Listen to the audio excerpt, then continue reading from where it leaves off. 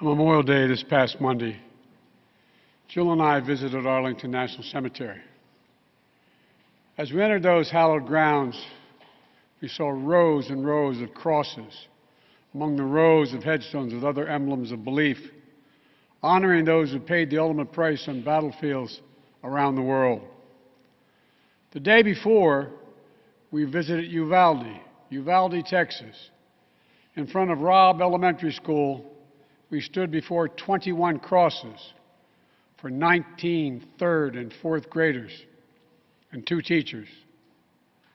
On each cross, a name, and nearby, a photo of each victim that Jill and I reached out to touch. Innocent victims murdered in a classroom that have been turned into a killing field. Standing there in that small town, like so many other communities across America, I couldn't help but think there are too many other schools, too many other everyday places that have become killing fields, battlefields here in America. We stood at such a place just 12 days before, across from a grocery store in Buffalo, New York, memorializing 10 fellow Americans, a spouse, a parent, a grandparent, a sibling, gone forever.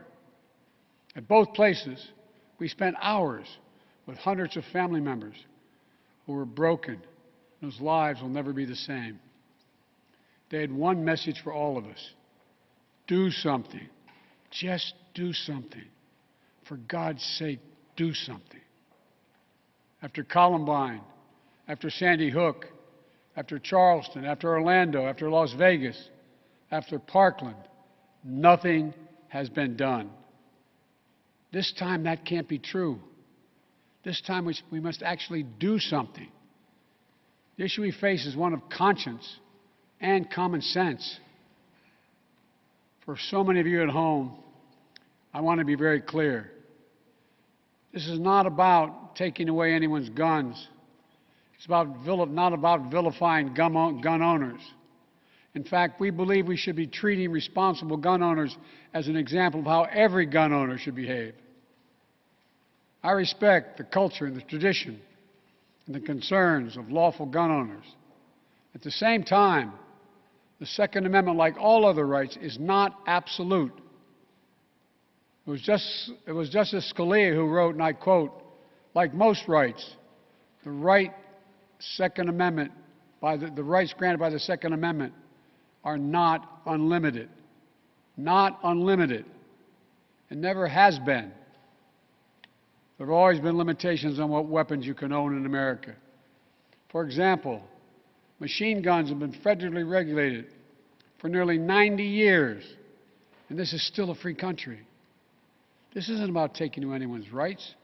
It's about protecting children. It's about protecting families. It's about protecting whole communities. It's about protecting our freedom to go to school, to a grocery store, to a church, without being shot and killed. According to new data just released by the Center for Disease Control and Prevention, guns are the #1 killer of children in the United States of America. The #1 killer. More than car accidents, more than cancer. Over the last 2 decades, more school-age children have died from guns than on-duty police officers and active-duty military combined. Think about that. More kids than on-duty cops killed by guns. More kids than soldiers killed by guns. For God's sake, how much more carnage are we willing to accept? How many more innocent American lives must be taken before we say enough, enough? I know that we can't prevent every tragedy, but here's what I believe we have to do. Here's what the overwhelming majority of American people believe we must do. Here's what the families in Buffalo and Uvalde in Texas told us we must do. We need to ban assault weapons and high-capacity magazines.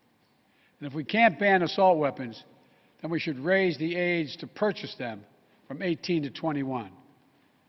Strengthen background checks. Enact safe storage law and red flag laws. Repeal the immunity that protects gun manufacturers from liability. Address the mental health crisis deepening the trauma of gun violence and as a consequence of that violence. These are rational, common sense measures. Here's what it all means. It all means this. We should reinstate the assault weapons ban on high-capacity magazines that we passed in 1994 with bipartisan support in Congress and the support of law enforcement. 9 categories of semi-automatic weapons were included in that ban, like AK-47s and AR-15s. And in the 10 years it was law, mass shootings went down.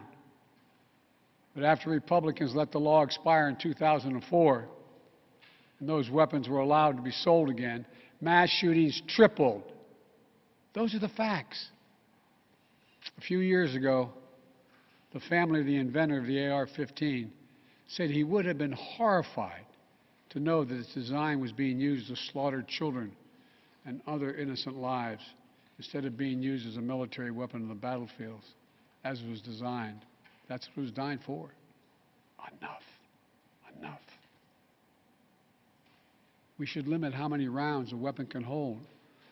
Why in God's name should an ordinary citizen be able to purchase an assault weapon that holds 30-round magazines that let mass shooters fire hundreds of bullets in a matter of minutes?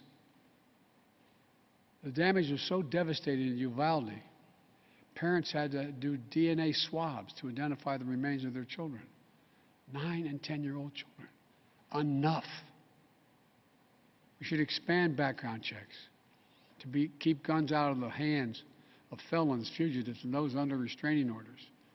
Stronger background checks are something that the vast majority of Americans, including the majority of gun owners, agree on.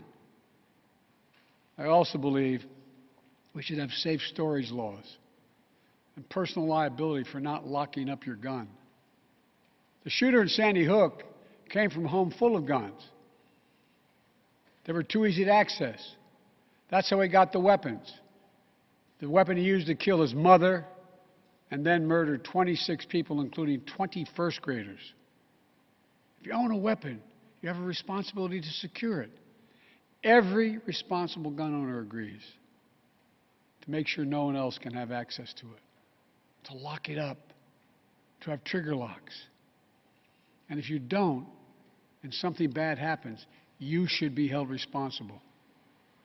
We should also have national red flag laws so that a parent, a teacher, a counselor can flag for a court that a child, a student, a patient is exhibiting violent tendencies, threatening classmates, or experiencing suicidal thoughts. It makes them a danger to themselves or to others. 19 states in the District of Columbia have red flag laws. The Delaware law is named after my son, Attorney General Beau Biden. Fort Hood, Texas, 2009, 13 dead and more than 30 injured. Marjorie Stoneman Douglas High School in Parkland, Florida, 2018, 17 dead, 17 injured. In both places, countless others suffering with invisible wounds. Red flag laws could have stopped both these shooters. In Uvalde, the shooter was 17 when he asked his sister to buy him an assault weapon. Knowing he'd be denied because he was too young to purchase one himself, she refused. But as soon as he turned 18, he purchased 2 assault weapons for himself. Because in Texas, you can be 18 years old and buy an assault weapon even though you can't buy a pistol in Texas until you're 21. If we can't ban assault weapons, as we should, we must at least raise the age to be able to purchase one to 21. Look, I know some folks will say 18-year-olds can serve in the military and fire those weapons. But that's with training and supervision by the best trained experts in the world. Don't tell me raising the age won't make a difference. Enough. We should repeal the liability shield that often protects gun manufacturers from being sued for the death and destruction caused by their weapons. They're the only industry in this country that has that kind of immunity. Imagine if the tobacco industry had been immune from being sued, where we'd be today. The gun industry's special protections are outrageous. It must end. And let there be no mistake about the psychological trauma that gun violence leaves behind. Imagine being that little girl, that brave little girl in Uvalde, who smeared blood off her murdered friend's body onto her own face to lie still among the corpses in her classroom and pretend she was dead in order to stay alive. Imagine what it would be like for her to walk down the hallway of any school again. Imagine what it's like for children who experience this kind of trauma every day in school, in the streets, in communities all across America. Imagine what it's like for so many parents to hug their children goodbye in the morning, not sure whether they'll come back home. Unfortunately, too many people don't have to imagine that at all. Even before the pandemic, young people were already hurting. There's a serious youth mental health crisis in this country. We have to do something about it. That's why mental health is the heart of my unity agenda that I laid out in the State of the Union address this year. We must provide more school counselors, more school nurses, more mental health services for students and for teachers, more people volunteering as mentors to help young people succeed, more privacy protection and resources to keep kids safe from the harms of social media. This unity agenda won't fully heal the wounded souls, but it will help. It matters. I just told you what I'd do. The question now is, what will the Congress do? The House of Representatives has already passed key measures we need. Expanding background checks to cover nearly all gun sales, including at gun shows and online sales. Getting rid of the loophole that allows a gun sale to go through after 3 business days, even if the background check has not been completed. And the House is planning even more action next week.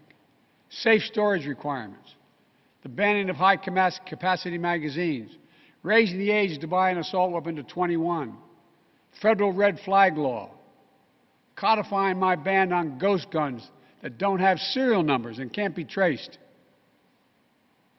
and tougher laws to prevent gun trafficking and straw purchases. This time, we have to take the time to do something. And this time, it's time for the Senate to do something. But as we know, in order to get anything done in the Senate, we need a minimum of 10 Republican senators.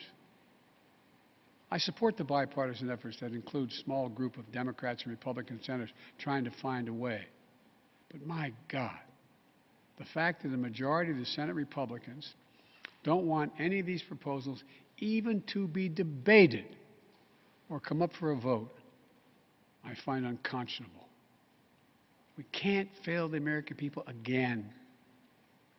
Since Uvalde, just over a week ago, there have been 20 other mass shootings in America, each with 4 or more people killed or injured, including yesterday at a hospital in Tulsa, Oklahoma. A shooter deliberately targeted a surgeon using an assault weapon he bought just a few hours before his rampage that left a surgeon, another doctor, a receptionist, and a patient dead and many more injured. That doesn't count the carnage we see every single day. It doesn't make the headlines. I've been in this fight for a long time. I know how hard it is, but I'll never give up. And if Congress fails, I believe this time a majority of the American people won't give up either. I believe the majority of you will act to turn your outrage into making this issue central to your vote. Enough, enough, enough. Over the next 17 days, the families in Uvalde will continue burying their dead. It will take that long in part because it's a town where everyone knows everyone. And day by day, they will honor each one they lost. Jill and I met with the owner and staff of the funeral home that is being strong to take care of their own. And the people of Uvalde mourn as they do over the next 17 days. What will we be doing as a nation? Jill and I met with the sister of the teacher who was murdered and whose husband died of a heart attack 2 days later, leaving behind 4 beautiful orphaned children, all now orphaned. The sister asked us, what could she say? What could she tell her nieces and nephews? was the most heartbreaking moments that I can remember. All I could think to say was, I told her to hold him tight. Hold him tight. After visiting the school, we attended Mass at Sacred Heart Catholic Church with Father Eddie. In the pews, families and friends held each other tightly.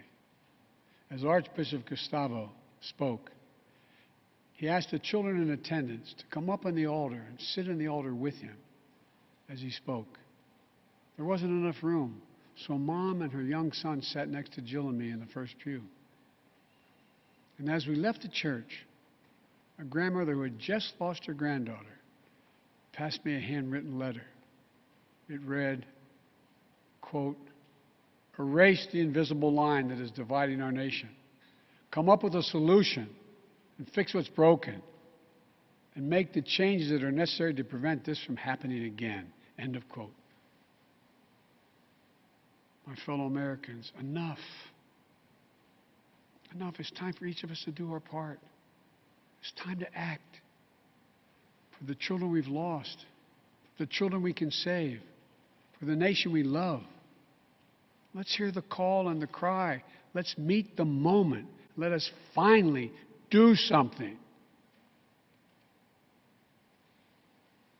God bless the families who are hurting. God bless you all.